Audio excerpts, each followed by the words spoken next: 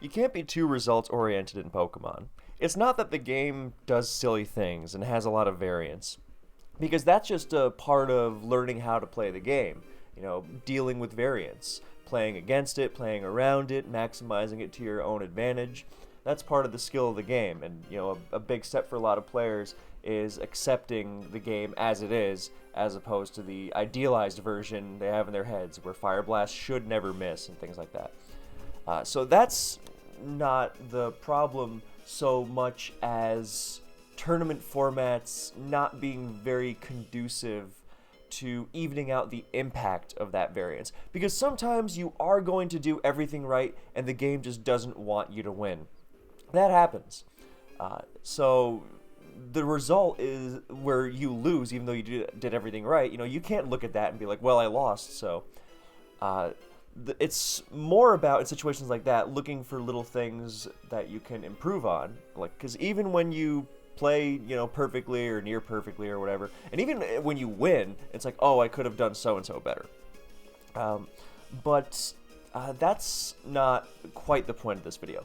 The point of this video is more that you have to focus only on what you can control, which is not the end result, but doing everything you can to win right until the very end.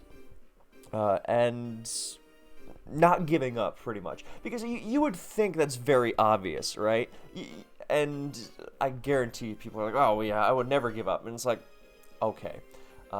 It's hard to do, to not clock out after something dumb happens. Let's say, for example's sake, that if your Gliscor lands an Ice Fang on that Garchomp, then the game is over. And let's just assume there hasn't been hacks before that. But your Gliscor has the 5% chance of missing that Ice Fang, and the Garchomp sweeps you, right?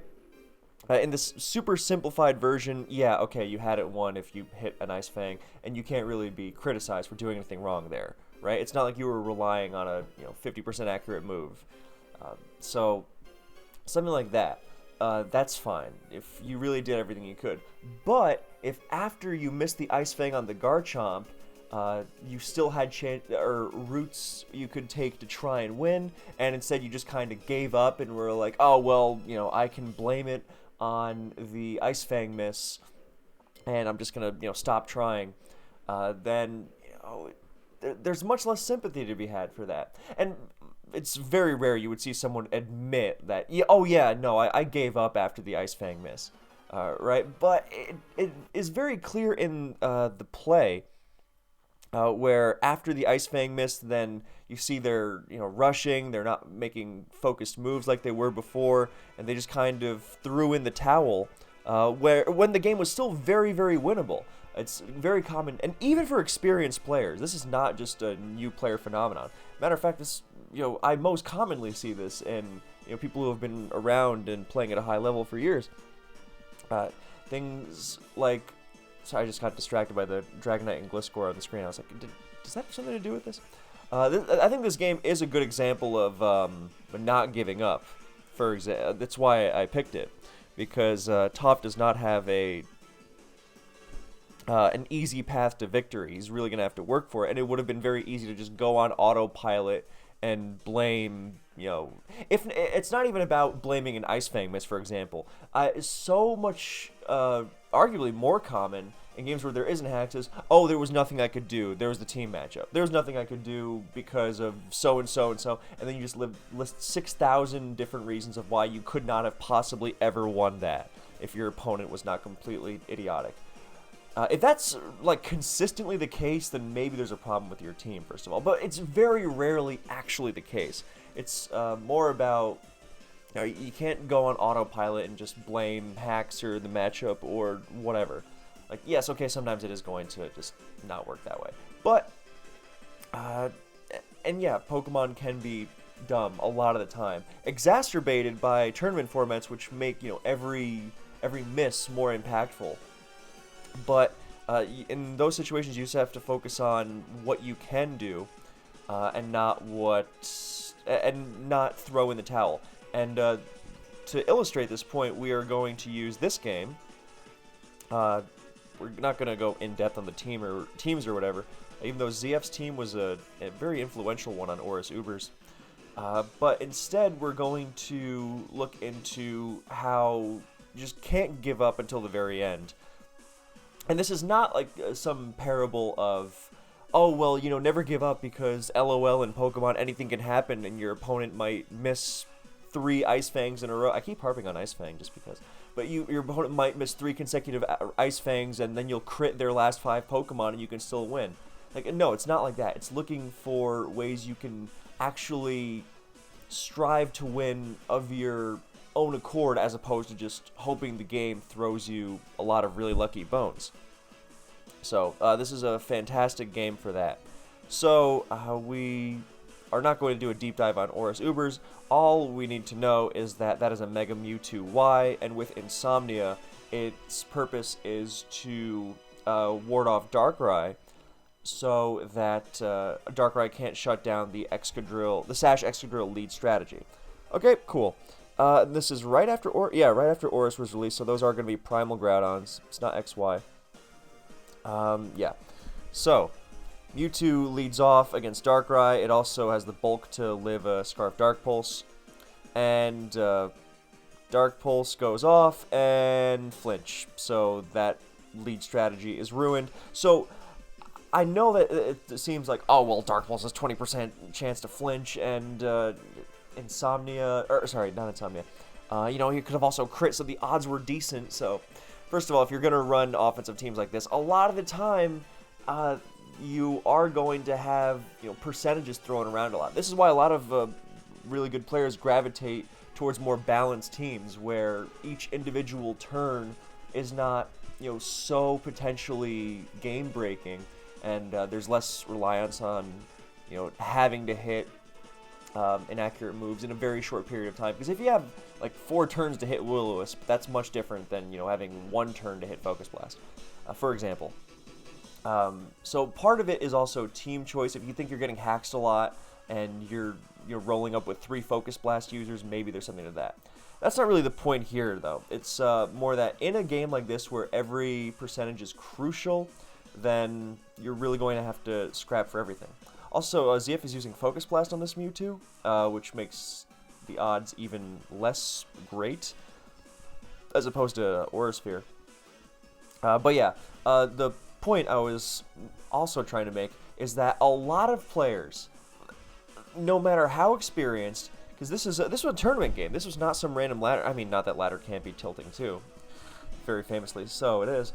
But it's more that in a tournament setting like this, so many players would have just mentally checked out because they're so busy feeling sorry for themselves that they're just like, oh, well, you know, I had the perfect lead matchup and I got hacked. Pokemon sucks. Let me go play it some more. You know, like, yeah, okay, Pokemon sucks, but you have to focus on, you know, doing, playing the right way and doing everything you can. And, yeah, Pokemon sometimes isn't going to reward that. That's how the game is. And if you're going to play it, it's something you're going to have to accept. Dumb though it may be. Yeah, comes with the territory. Sadly. And as long as I keep harping on about the tour formats because I think that it's so crucial to this whole dynamic. Anyway, so a lot of even good tour players, a lot of them are very prone to tilting the second something goes wrong. The second, you know, U-turn crits their Metagross for 20% instead of 10%. Then they're already like, oh man, that messed me up. Now I'm in range of that Choice Band Earthquake, you know, dumb stuff like that. Yeah, they're going to start, they already have the excuse in their head. And think of it this way, if you're in the situation. After the game, complain all you want. You know, have a friend you can vent to and be like, look, this guy crit flinched me 16,000 different times and all that stuff. Yeah, so after you can complain all you want, but until the game is over, you are looking for everything you can to win. And you would think that seems obvious, but I promise you, and even a lot of people who would think before getting into the tour scene, oh, I would never do that. Then they get in and they have a game go wrong because Pokemon, and they're instantly, you know, just firing off excuses to protect their egos at all costs.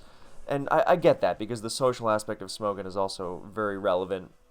And, people can be nasty, and that's a whole different video and issue. But they have their excuse ready, and they're so, focused on that excuse that they lose sight of the game. And when very often it's still very winnable. Now, that in mind, you don't give up, obviously. But in a short impact game like this, then or short-term game like this, where it's two very offensive teams crashing into each other, then this is going to be really impactful. But and matter of fact, this proves the point more.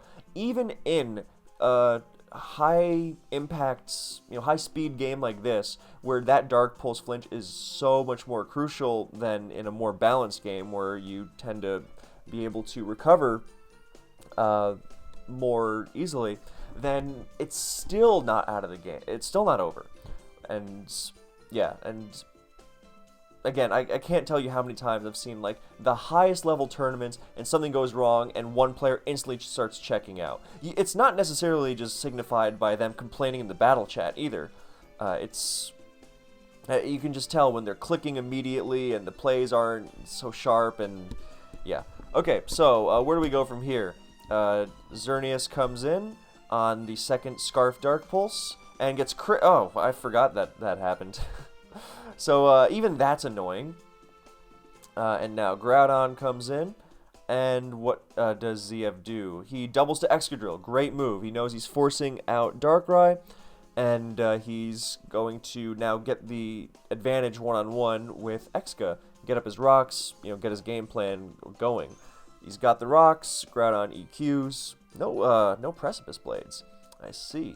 Anyway, now in comes Latios, which gets Mold Breaker EQ'd for heavy damage, because he doesn't actually have a ground resist, since Levitate from both Gengar and Latios is nullified by Mold Breaker, and I assume it's not Arceus Flying. So Defog gets rid of the rocks, but Latios goes down, so, okay, progress is being made. I believe that I don't quite remember which win condition ZF is building to in particular. I'm sure it will be revealed more in time. If only this was one of those videos where I spent an hour on team preview. But yeah, he's got an Arceus form, he's got a Xerneas, he's got a Rayquaza, he's got a Primal Groudon. These are all Pokemon that can really take over a game if you weaken the opposing team. I mean, Primal Groudon loves Latios being taken out of the picture. Even if it has Dragon Claw or Dragon Pulse, then it's still one less Pokemon it has to deal with. Rayquaza likes the Revenge Killer being removed. Yeah. So Mega Mewtwo Y is also threatening even at low health. It's not going to be able to switch into pretty much anything at this point, but it's still faster than Gengar. And depending on the Arceus, it can be threatening as well. It's faster than Groudon as well, of course. So, as bad as that turn one was, then it's still able to... And you know what? Let's go even further. Let's say that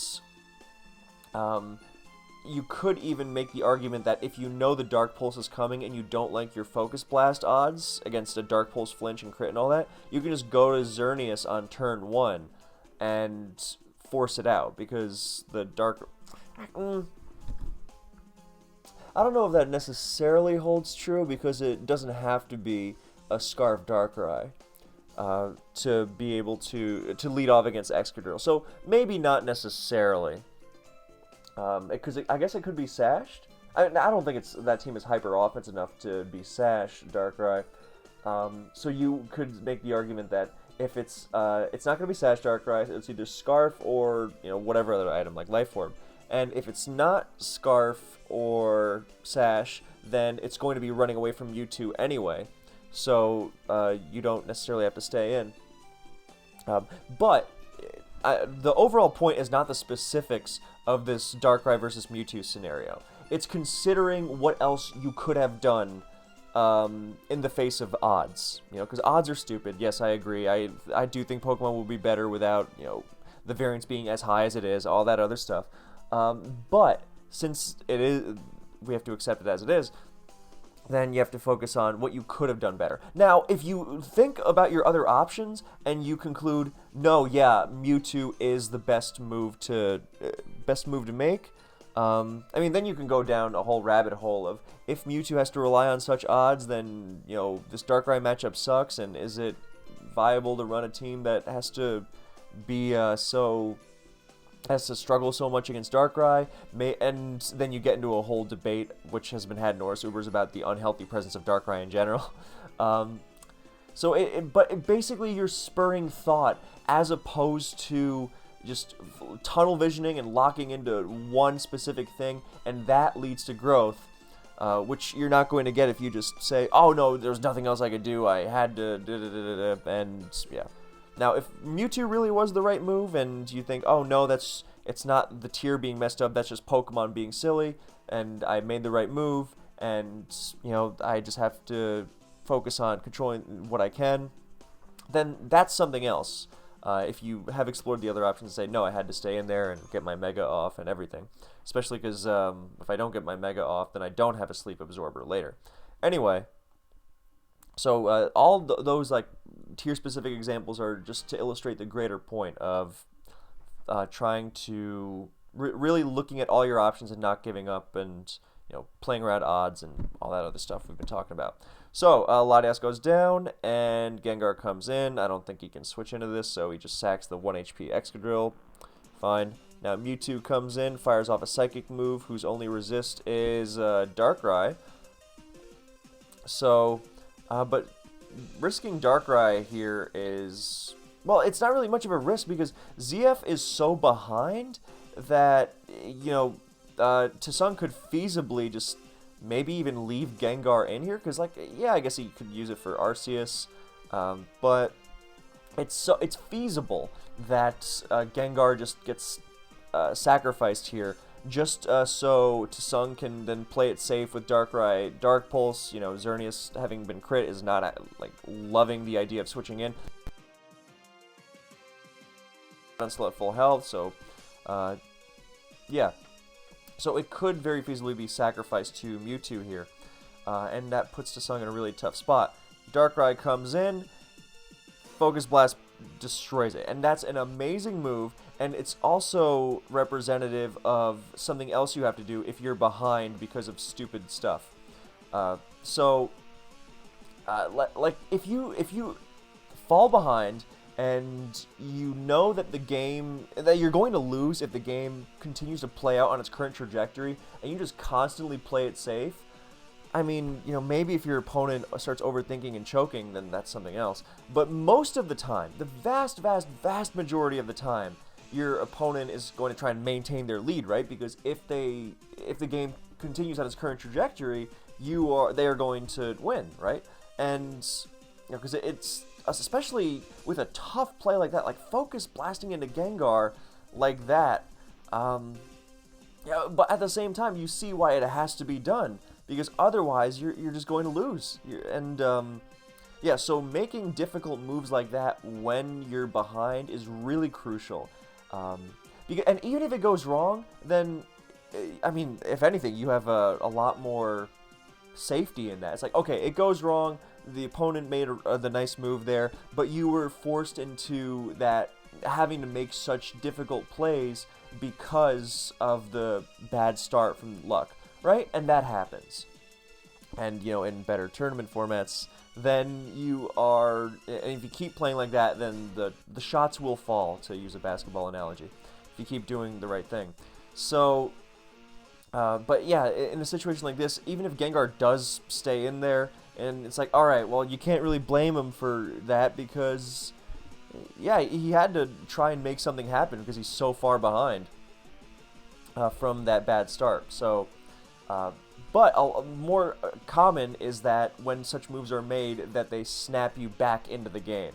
So, really love that move there. And down it goes. So in comes Arceus Fairy, which is met with Primal Groudon.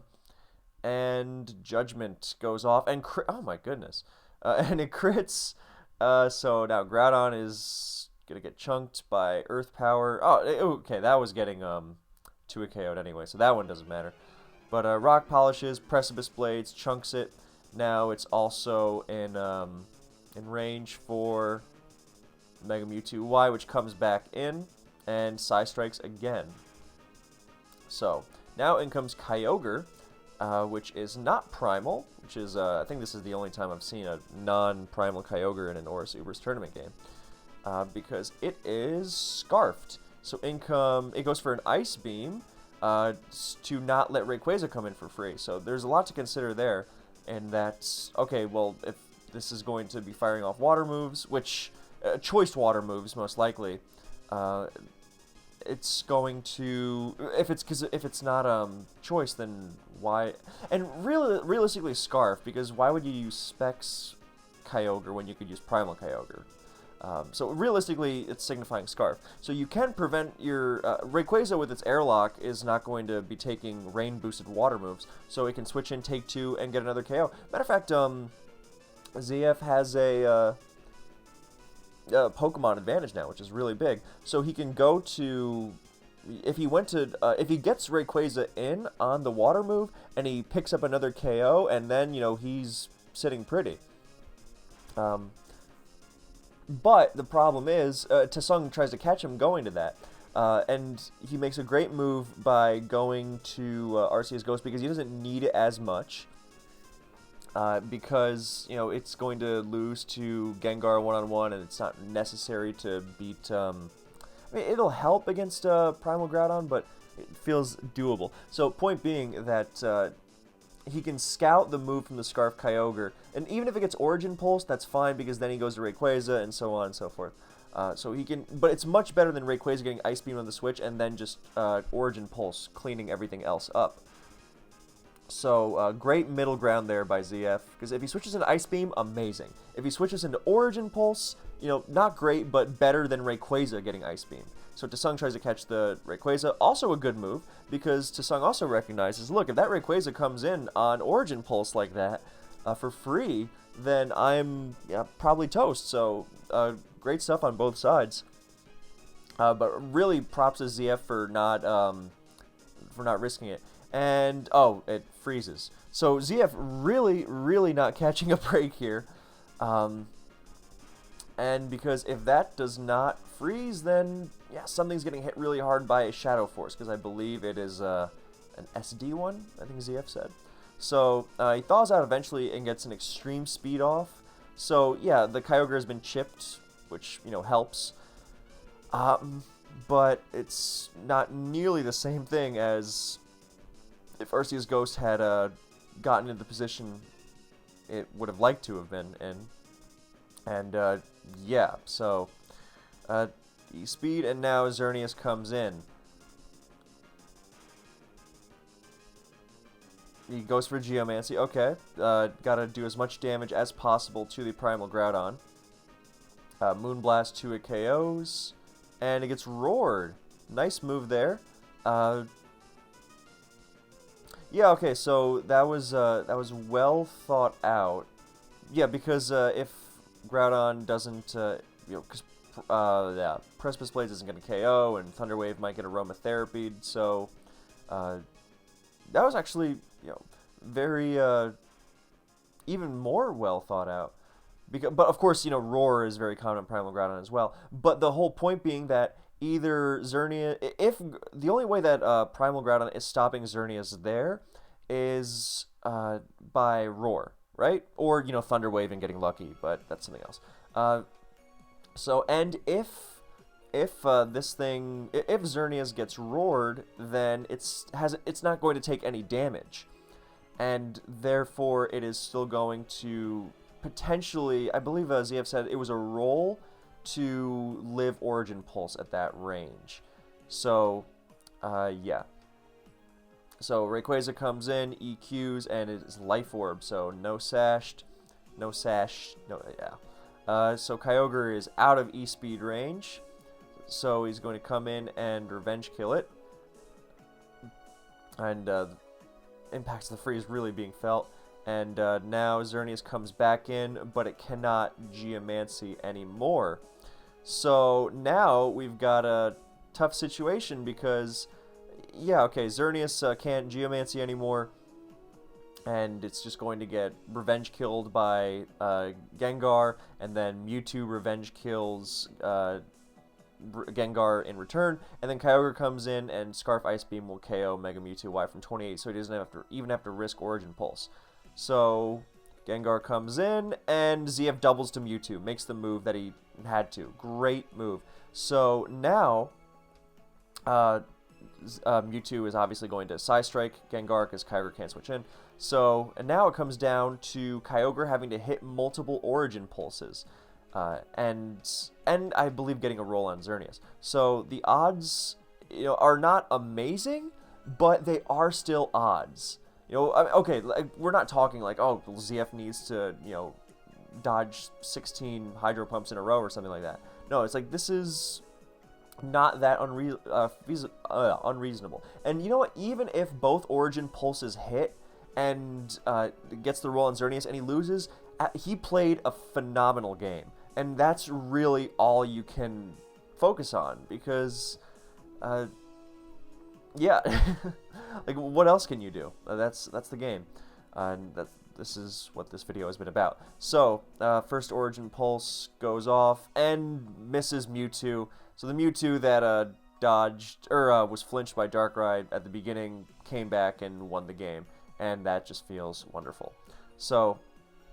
Yeah, it was hitting 2, and I don't know what the roll on Xerneas was, but I think the points of this video have been illustrated thoroughly enough. So, thank you guys so much for watching. I hope this was useful for you in some way. Let me know in the comments what kind of videos you would like in the future. I've been reading the ones about your, from the last video I did, which was the SPL Week 1 review.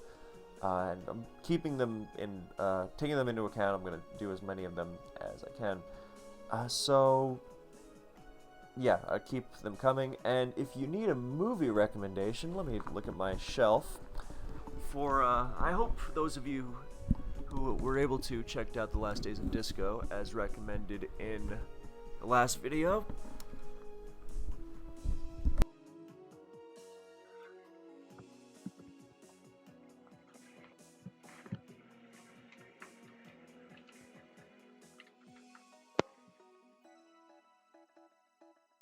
Sorry, my mic cut out for a sec. Let me check the shelf.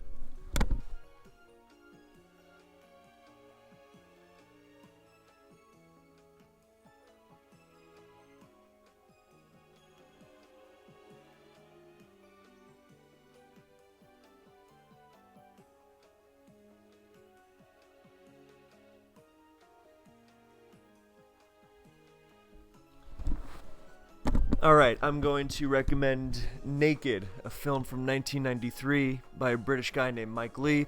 If you've ever watched the Harry Potter movies, you remember Professor Lupin, the guy who plays him. Yeah, he's the lead in this movie, and yeah, I think that's all I need to say about that. So enjoy, and I will see you in the next one.